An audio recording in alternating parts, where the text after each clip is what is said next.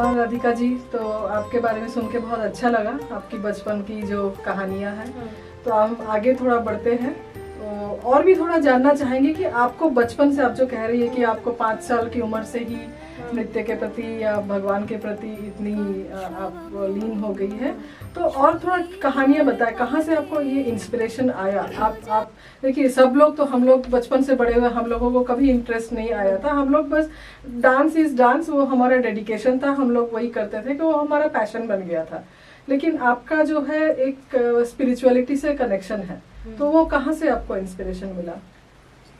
असल में मेरे घर में एक, मैंने सुना है ये कहानी, आप बोल सकते हो, मैंने कभी देखा नहीं उनको अपनी आंखों से, बट मेरी मम्मी, मेरी दादी जो थे वो लोग देखे थे। तो बहुत सालों पहले उनकी मृत्यु हो गई थी। एक साध्वी थे, वैष्णवी। अच्छा। और वो देवदासी थे। उनके पास, उन्होंने विवाह नहीं की थी, उनके पास एक ठाकुर जी की मूर्ति थे, लड्डू गोपाल थे। पूरा दिन भगवान, जैसे मीराबाई थे, पूरा दिन उनकी भक्ति में लीन होते थे, उनके सामने नृत्य करते थे, उनके लिए मतलब सारी चीज, वही उनके पति थे। अच्छा। तो वो आते भी थे हमारे घर में। उस समय मेरे जब जन्म हुई थी, उन्होंने मेरा नाम भी, उन्होंने, मैंने जितना सुना है, उन्होंने ही रखा था। और उन्होंने ये भी आशीर्वाद की थी कि ये लड़की कृष्ण की ओर ही बढ़ेगी। अच्छा। तो एक वो एक आप टच बोल सकते हो, क्योंकि एक साध्वी, एक वैष्णवी की आशीर्वाद, क्योंकि किसी गुरु की आशीर्वाद लग जाते हैं, और हो भी गए। तो उनकी डेथ हो गई थी, और उनकी, ऐसे बोलते हैं कि वृंदावन में वो रहती थी। अच्छा। वृंदावन में ठाकुर जी की, राधा रमन जी हैं, उधर जब भगवान की संध्या आरती हो रही थी, उसके पश्चात उन्होंने भगवान के सामने संध्या आरती देखते देखते अपना शरीर त्याग दी, समाधि ले ली। अच्छा। तो ये इतनी बड़ी दिव्य घटना हम लोग जब सुनी थे, मेरा मम्मी फर्स्ट में तो विश्वास ही नहीं किया, और उधर ही वृंदावन में उनकी समाधि है।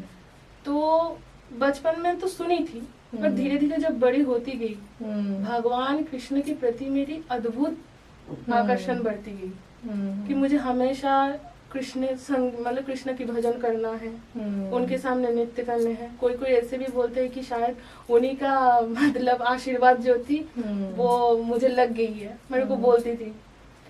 तो वैराग्य उत्पन्न होती थी मेरा, मैं नृत्य करना है, मुझे नृत्य करना है। घुंघरू भी आवाज मुझे मिलती थी कभी कभी, बड़ी दैविक घटना घटती।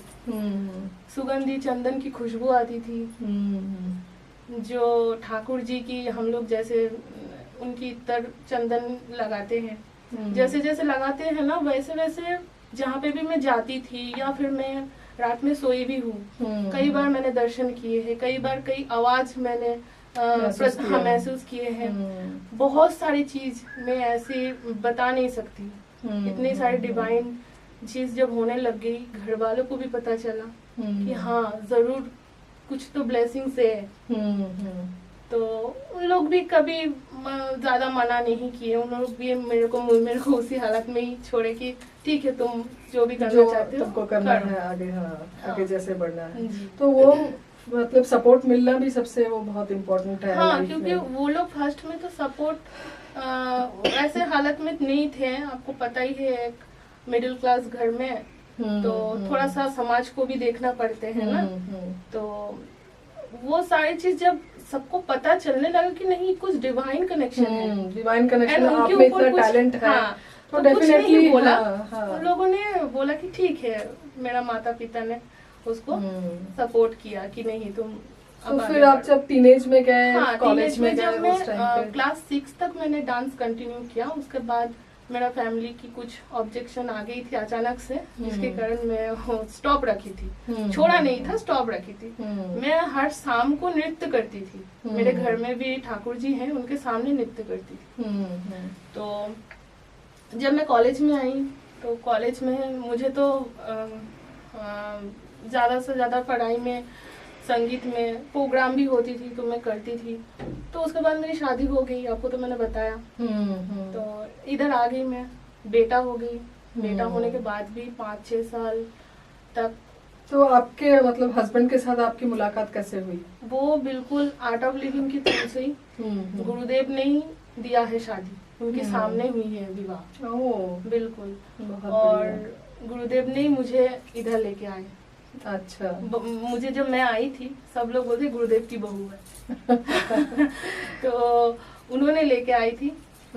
तो बस उसके बाद इच्छा होती थी कि मैं गुरुदेव के सामने एक बार परफॉर्म करूं। मुझे बहुत इच्छा हो रही थी।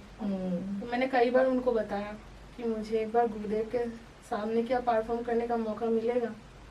पता नहीं, बहुत कोशिश की, गुरु भी ढूंढी, उस समय नहीं मिला मुझे। जब मैं ब्रिगेड में शिफ्ट हुई, उसके बाद के बारे में ब्रिगेड का सुनेंगे। जी, तो जी, पहले जी, आप आश्रम से रिलेटेड जी, कहिए। जी, बहुत घटनाएं आपके साथ हुई है। इट्स वेरी इंस्पायरिंग जी, और very motivational. So thank you so much. ये बहुत ज्यादा इंटरेस्टिंग है, हम आगे का सुनेंगे।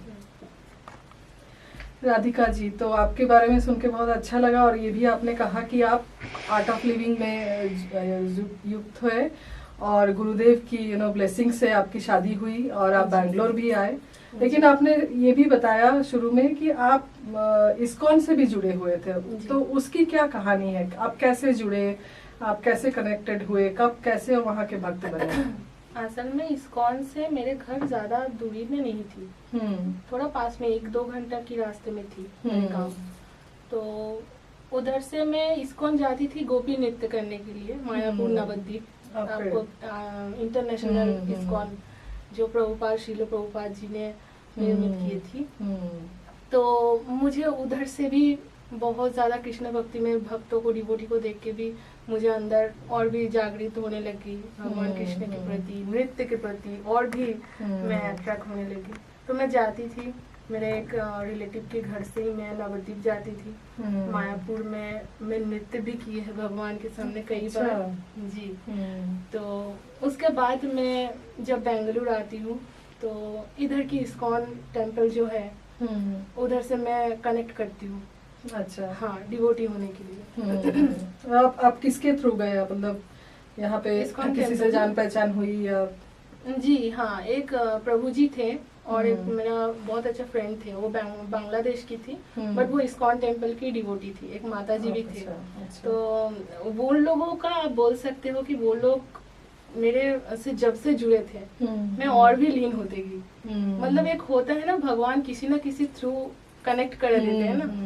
तो ऐसा हुआ और उन लोग थे। तो फिर मैं बेंगलुरु इस्कॉन से मैं बातचीत की और मैं एज ए डिवोटी, मैं डिवोटी बनना चाहती हूँ। तो मैं आगे बढ़ी। अच्छा। हाँ, तो धीरे धीरे प्रभुपाद जी, श्रील प्रभुपाद जी की कृपा बनी रही, मेरी राधा माधव की कृपा बनी रही।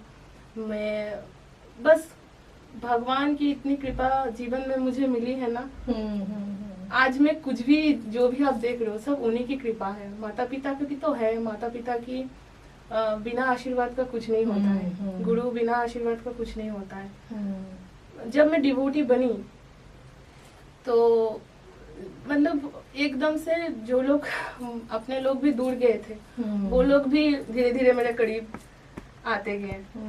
तो धीरे धीरे मैं आगे बढ़ती गई। आज मैं डिवोटी हूँ।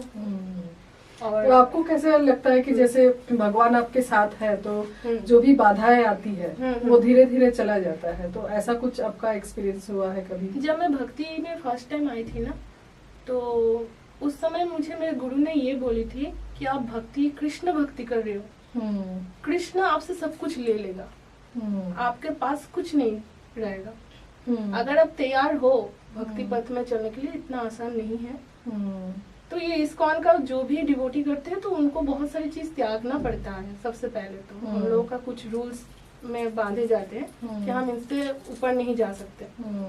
तो तभी एक वैष्णव होते हैं, तभी तुलसी चढ़ते हैं, तभी तिलक लगते हैं। तो मैंने गुरुजी को, गुरुदेव को, जो मेरे शिक्षा गुरु थे, उनको मैंने बोला कि मैं हर कृष्ण के लिए मैं सब कुछ करने के लिए तैयार हूँ, चाहे जितना वो कष्ट दे सकते वो दे, लेकिन मैं करूंगी। तो 1-2 साल बहुत स्ट्रगल मैंने किया जब मेरी साधना चल रही थी। देन मैंने देखा अद्भुत चमत्कार।